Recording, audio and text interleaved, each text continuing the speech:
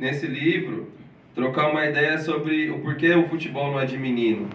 A gente normalmente pode pensar já no lance da dualidade de não é de menino, não é de quem, mas na verdade está falando mesmo desses moleques, principalmente dos moleques pretos que são aniquilados pelo futebol desde pequeno, por vários motivos, de vários jeitos. E por isso também, para fazer essa abertura de caminho, eu queria propor da gente fazer uma leitura pareada. Eu trouxe alguns exemplares, independente de levar o exemplar ou não, a ideia é a gente fazer leitura mesmo. Todo mundo em dois lê, duas pessoas lê, e a gente poder acompanhar um texto junto. O texto que eu quero ler aqui para abrir é um texto chamado Tele 900, que tem a ver mesmo com aquela vinhetinha que girava, acho que no final dos anos 90, né? O Tele 900. E aí, então, isso tem a ver com futebol. E eu queria que a gente pudesse ficar à vontade aqui para pegar o livro em dupla. Se puder me ajudar a passar, pagar onde passar, aí a gente consegue. Ou em dupla, ou em trio. E aí eu vou chegar na página que é a página 48.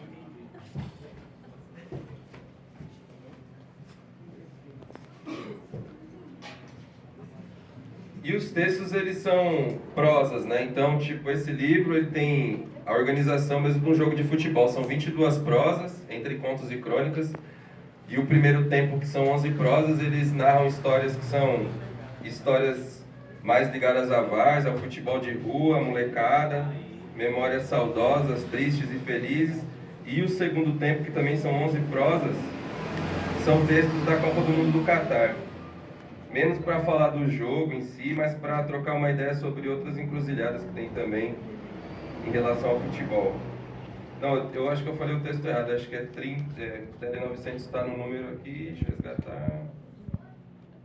É 18, tá, gente? Falei errado. Página 18.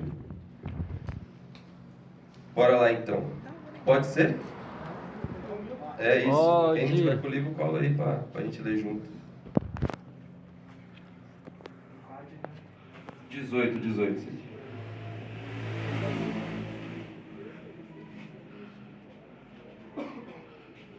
Foi?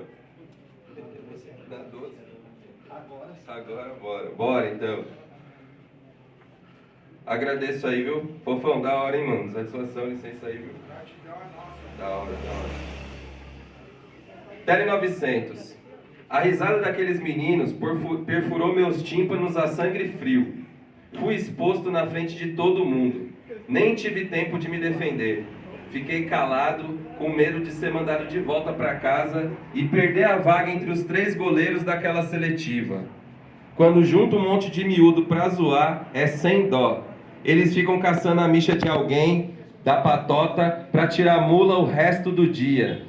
A gente estava num alojamento improvisado, dentro de uma sala de aula. 2 semanas dormindo no mesmo espaço, concentrados para os jogos do campeonato de inverno contra os times de outros estados. Saí de casa prometendo para minha mãe que podia confiar, daria tudo certo. Essa era a chance de ouro que eu estava esperando. Não aguentava mais ficar escondido naquele campinho cheio de bosta de vaca da minha cidade. Agora eu estava indo jogar com os meninos da cidade grande.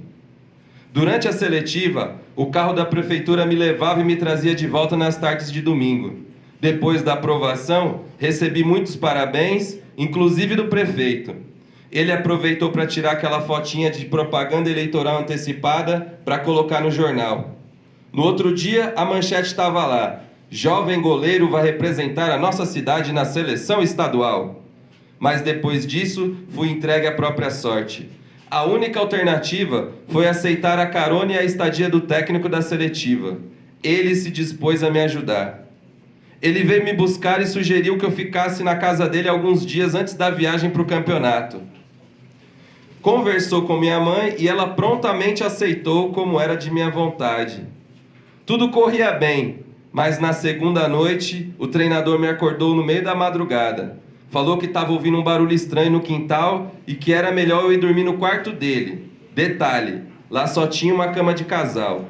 O treinador fez questão de me mostrar quando eu cheguei. Ele veio me acordar só de cueca, com um jeito estranho. Falei que não estava ouvindo barulho nenhum. que preferia ficar na sala e que se percebesse alguma coisa eu chamava.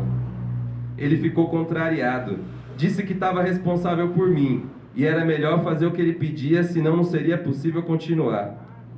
Me mantive firme na minha opinião e continuei dormindo na sala, mesmo colocando em risco minha participação na seleção estadual. Consegui vencê-lo pelo cansaço.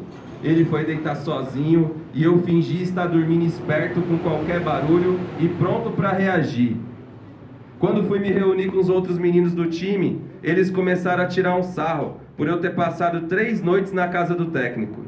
Até então, não sabia, mas esse técnico tinha a fama de querer namorar meninos em troca de promessa de testes em times profissionais, aprovações em seletivas e coisas do tipo.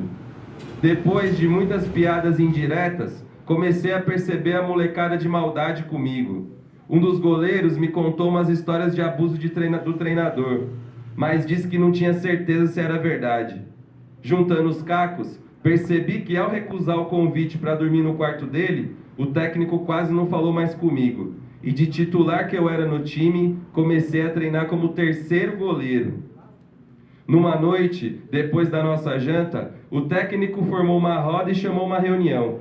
Pensei ser mais uma resenha sobre a importância do campeonato, sobre detalhes do time adversário, do nosso jeito de jogar e do cronograma do dia seguinte. Mas dessa vez era eu o assunto mais importante da reunião.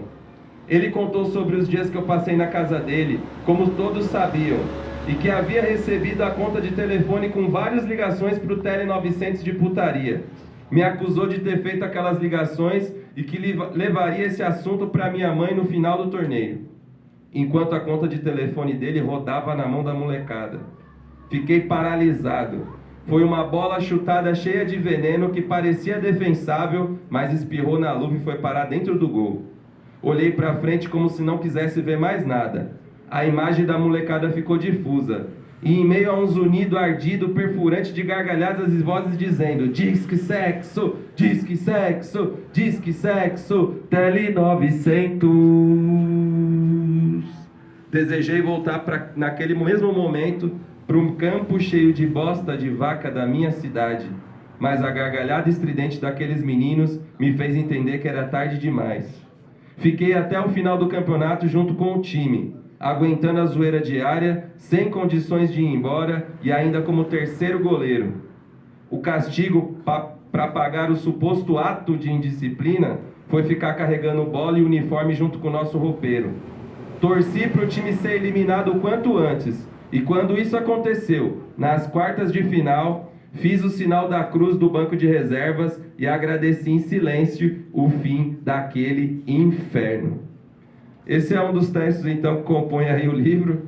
Futebol não é coisa de menino, como eu disse, é um texto mesmo para mostrar algumas histórias que o futebol não desvenda, que estão em silêncio e que às vezes fazem a gente pensar o porquê que será que tem uma par de barata errada no futebol hoje, que a gente sabe que está tendo uma promoção agora, né? Uma divulgação, o véu está caindo e um monte de monstro está aparecendo no futebol, mas que eu acho que, sem passar pano para ninguém, tem coisas que a gente não sabe que aconteceu na formação da maioria dos atletas, assim, né? Tem um monte de atleta que passou por várias situações e que estão chegando com desempenho e com a parte técnica muito bem apurada, mas como ser humano muito zoado, sem nenhum tipo de base psicológica e educacional. E isso, então, são histórias que a gente precisa trocar ideia, saber, porque faz parte do nosso dia a dia, né? Faz parte da nossa forma de ver a vida e também de viver e trocar nesse turbilhão todo aí. E o livro é esse, tem outras histórias, e depois também no meio do lance eu tiver outra oportunidade vou falar mais também. Se tiver um tempo de fazer mais um só, mano, que é um que a gente sempre conversa sobre ele,